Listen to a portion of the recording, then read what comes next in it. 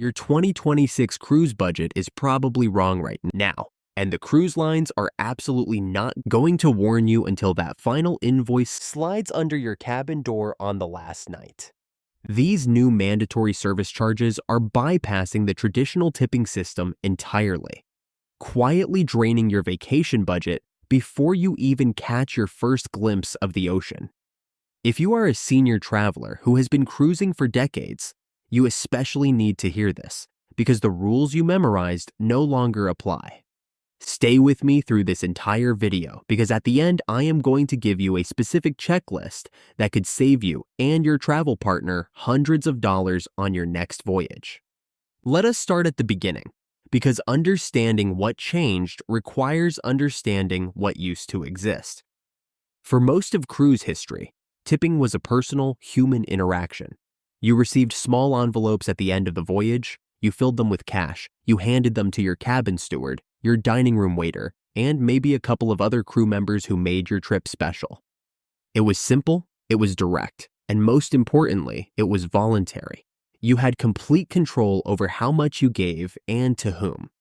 That culture created a genuine relationship between passengers and the people serving them. And experienced cruisers took genuine pride in knowing exactly who they were rewarding for exceptional service. That world is gone in 2026, and the transition happened so quietly that millions of travelers are only discovering the change when they review their onboard account statements. What major cruise lines have done this year is embed mandatory daily service charges directly into the guest account structure. These are not optional. They are not suggestions. They are non-negotiable line items baked into the contract you agreed to when you completed your booking, usually buried in sections of fine print that most people scroll past during the digital check-in process. The charges accumulate every single day of your voyage, and in most cases, they are also completely non-refundable, meaning even if you have a legitimate complaint about service quality, disputing these charges through normal channels has become significantly more difficult than it once was. Now here is where the word prepaid becomes a genuine financial trap. Many seniors book cruises with promotional packages that include what the cruise line describes as prepaid gratuities. That phrase sounds comprehensive. It sounds like everything is handled, like you can budget your trip and move forward with confidence.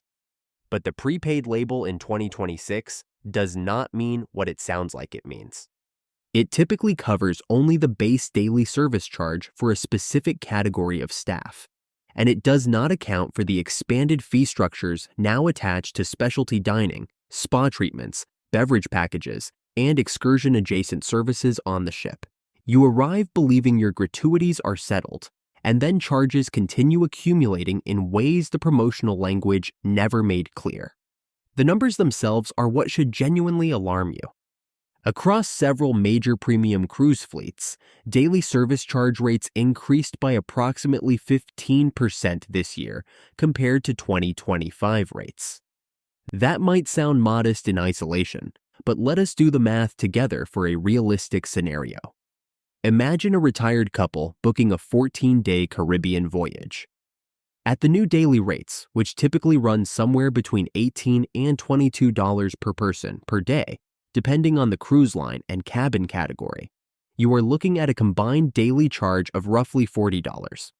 Multiply that across 14 days, and you are already approaching $560 in service charges alone, before you have ordered a single cocktail or booked a single specialty dinner. But the number that is catching people completely off guard is the bundled gratuity model now attached to specialty dining and spa services. Many ships have introduced what they call a comprehensive gratuity structure for these premium venues, which means an automatic service charge is applied to every specialty restaurant meal and every spa appointment in addition to the ship-wide daily fee you are already paying. For a couple who enjoys a specialty dinner every other evening and 1 or 2 spa visits during a 2-week cruise, this bundling effect can effectively double their total gratuity expenditure. We are now talking about a figure that could realistically reach $1,000 or more over the course of a standard 14-day itinerary. Money that was simply never part of the mental budget most seniors had calculated. If you are a loyal cruiser who has accumulated elite status with a particular cruise line, you may be thinking that your loyalty rewards protect you from some of this. I wish I could tell you that were true. The uncomfortable reality of 2026 is that several major lines have quietly removed gratuity waivers from their elite and top-tier loyalty benefit packages. These waivers were a meaningful perk that long-term cruisers had come to depend on, and many travelers have not yet received direct communication informing them the benefit no longer exists. They discover it during check-in, or worse, when reviewing their final bill. There is also a new category called the service surcharge that is appearing across various booking structures. This charge applies regardless of whether you booked using a significant past guest discount, regardless of your loyalty tier, and regardless of whether you negotiated your rate directly through a travel agent who specifically discussed gratuity inclusion. The surcharge exists in a separate contractual bucket, and it is designed to be essentially immune to the discount structures applied to your base cabin fare. The opt-out clause is another area where the ground has shifted dramatically beneath travelers who remember having that option available. Historically, if you had a serious service issue or simply preferred to tip in cash directly, you could visit guest services and request that the automatic daily charge be removed from your account. In 2026, that process has been effectively eliminated for most major cruise lines through the digital check-in architecture. By the time you complete the online check-in process and agree to the terms, you have consented to the non-removable charge structure. There is no checkbox to decline. There is no simple opt-out request form waiting at guest services. The window closed before you ever boarded the ship. This creates a profoundly uncomfortable psychological experience once you are actually on board. You have already paid substantial automated gratuities, but the staff serving you in the main dining room, at the pool bar, and during entertainment shows will still experience those small human moments where additional tipping feels socially expected. The cruise line has engineered a situation where you feel financially obligated twice. Once through the automated system, and once through normal social interaction. Most senior travelers find this friction deeply uncomfortable because it conflicts with their deeply held values around fairness and generosity. And here is something the marketing materials will never mention.